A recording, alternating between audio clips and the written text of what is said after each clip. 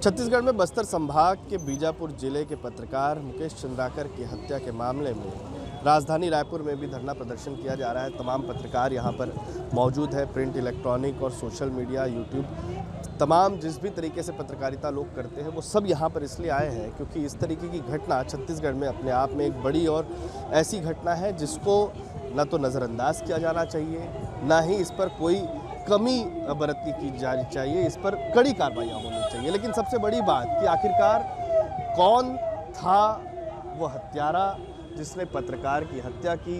मुकेश चंद्राकर एक ऐसा जाबाज पत्रकार जिसकी उम्र भी अभी इतनी नहीं थी, 30 साल से कम उम्र के मुकेश थे, लेकिन जाबाज इतने कि वो बस्तर में जब नक्सलियों के पास, नक्सलियों के बीच जब कोई जवान फंसता था तो पुलिस और सरकार को उस जवान को छुड़वाने के लिए बीजापुर के मुकेश चंद्राकर जैसे पत्रकारों की मदद लेनी पड़ती थी। और ये वो पत्रकार है जो नक्सलियों से बातचीत कर जवान को सुरक्षित वापस लाने का काम ये करते थे। ये केवल यही काम भी नहीं करते थे, ये उन आदिवासियों के बीच भी जाते थे, उनकी पीड़ा भी बताते थे कि किस तरीके से उनके बच्चे की मौत नक्सलियों द्वारा लगाए गए आईडी के कारण हो जाती है, किस तरीके से वहाँ पर लोग खौफजदा है। ये तमाम ऐसी स्टोरीज और जाबाजी, दिलेरी जिस तरीके से मुकेश में देखने को मिलती थी। बहुत कम उम्र के मुकेश, उनकी गलती सिर्फ इतनी थी कि उन्होंने भ्रष्टाचार करने वाले एक आरोपी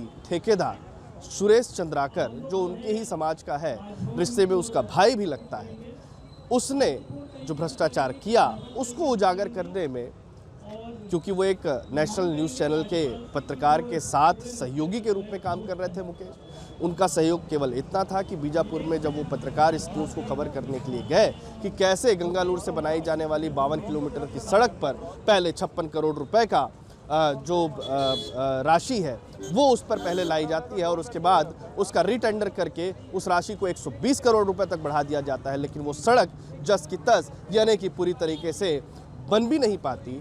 और अब भी उस सड़क को लेकर जांच की बात कही जा रही है सरकार की तरफ से उस खुलासे के बाद। लेकिन इससे आहत सुरेश चंद्राकर कौन है?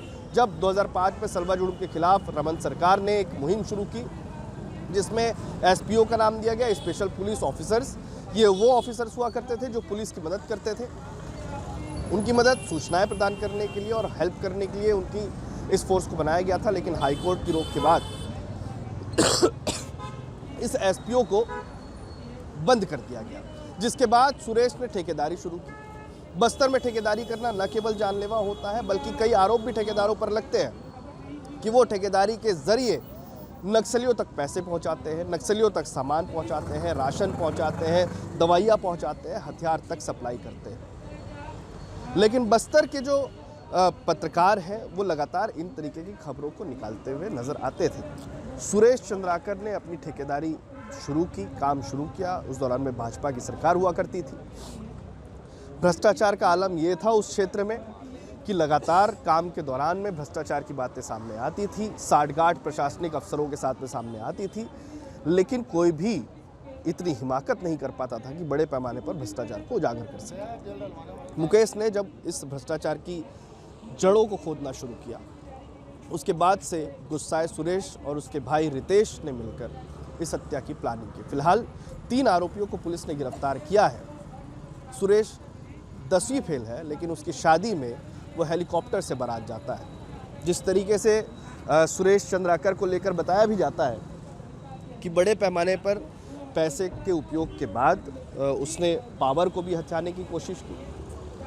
उसने बीजेपी के भी कुछ नेताओं के साथ उस दौरान में काम किया और उसके बाद जब कांग्रेस की सरकार आई तो उस दौरान में कांग्रेस में भी उसे पनाह मिली, उसे प्रकोष्ठ आयोग में सदस्य बनाया गया। यही नहीं बल्कि कांग्रेस की तरफ से बताया ये भी जा रहा है कि उसे महाराष्ट्र के चुनाव में स्टार प्रचारक के रूप में भेजा गया। ये समझने के लिए काफ़ी है कि किस तरीके से पावर और पैसे का जुनून एक हत्या जैसी घटना को अंजाम देने के लिए सर चढ़कर बोलता हुआ नजर आ रहा है।